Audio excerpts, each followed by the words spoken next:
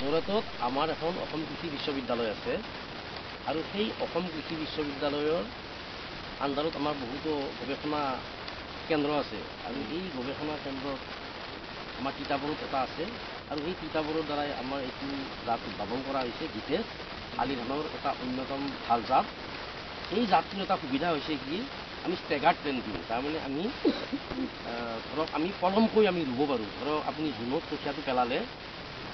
কঠীয়াটো পেলালে পথাৰত পানী হ'ল, আপুনি ৰুব নোৱাৰিলে, যদি কেনেবাকৈ কঠীয়াতলিত আপুনি ৰাখিব পাৰে বচাই, তেতিয়াহ'লে আপুনি এইটো 60 দিনীয়া কঠীয়া 50ৰ পৰা 60 দিনীয়া কঠীয়া আপুনি অনায়াসে পথাৰত ৰুব পাৰে।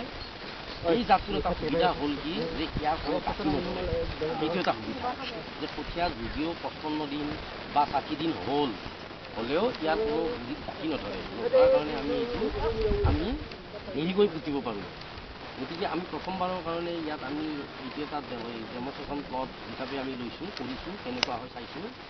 আকৌ এই জাতটো আমি বড়ো ধানতো কৰিব পাৰি নেকি, বড়ো ধান হিচাপে কৰিব পাৰি নেকি, এইটো আমি আকৌ কৰাৰ চেষ্টা কৰিম। অলপ মাটিত আমাৰ গৱেষণাটো সদায় 1 বিঘা বা 2 বিঘা মাটিত হয়।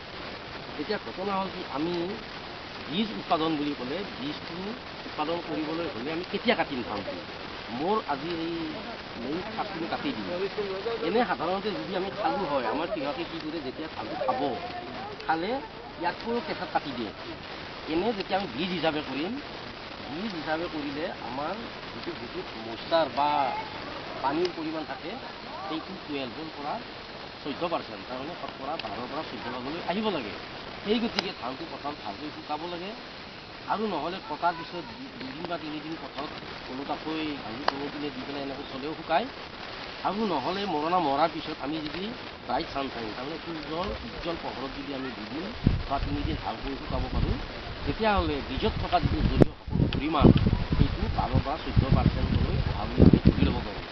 এতিয়া ঘটনা হ'ল আমি কেতিয়া কাটিম ধানটো, যে মনত ৰাখিব, ইয়াতে চাই ল'ব, যেতিয়া ধান হিচাপে কৰিম ধানৰ কাষত যিটো পাত থাকিব সেইটো ফ্লেগ লিফ, FLAG ফ্লেগ, অসমীয়াত জাতীয় বুলি কয়, এইটো ফ্লেগ লিফ, তাৰমানে এই জাতীয় পতাকাৰ নিচিনা এই শিলটো ৰাখে। তাৰমানে যিবিলাক ধানৰ খাদ্যবস্তু প্ৰস্তুত হয় সূৰ্যৰ পোহৰৰ সহায়ত প্ৰায় 52%, তাৰমানে শতকৰা 52% এই পাতটোৱে প্ৰডিউচ কৰে খাদ্যবস্তু, ছাপ্লাই দিয়ে ফ্লেগ লিফে, শতকৰা 52%।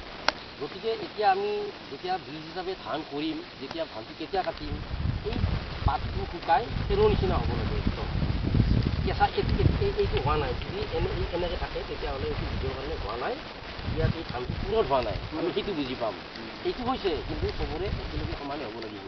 গতিকে আমি যদি আকৌ এসপ্তাহমান এইটো ধান ৰাখি দিওঁ, তেতিয়াহ'লে আমি বুজিম যে আমি ধানটো কাটিব পৰা হৈছে বীজৰ কাৰণে। এনে খোৱাৰ কাৰণে আমি চাব আপোনালোকে পথাৰত কৃষকবিলাকে কেঁচা থাকিলে কাটি দিয়ে। এনে জেনেৰেলি বীজ হিচাপে কৰিলে এই নাৰাবোৰো শুকাব লাগে অলপ, কিন্তু নাৰাবোৰ শুকাবলৈ ছোৱালীকে যদি আমি থাকোঁ তেতিয়ালৈকে সৰি যাব। সেই গতিকে আমাৰ এটা থাম ৰুল, মানে এটা সহজ নিয়ম হ'ল কি, যেতিয়া ধানৰ শিৰটোৰ কাষত যিটো শেষৰ পাত থাকিব সেইটো ফ্লেগ লিফ, আৰু এই ফ্লেগ লিফ যেতিয়া শুকাই খেৰৰ নিচিনা হ'ব একদম, তেতিয়া উপযুক্ত সময় বুলি আমি ধৰি ল'ব পাৰোঁ ধান কটাৰ উপযুক্ত সময়, যি ধান আমি বীজ হিচাপে কৰিম। বুজি পাব হ'বনে? সেইখিনি হৈছে আমাৰ বীজ হিচাপে কৰাৰ মানে এটা সহজ নিয়ম। ফ্লেগ লিফটো যেতিয়া শুকাব তেতিয়া আমি কাটি দিম। ধন্যবাদ।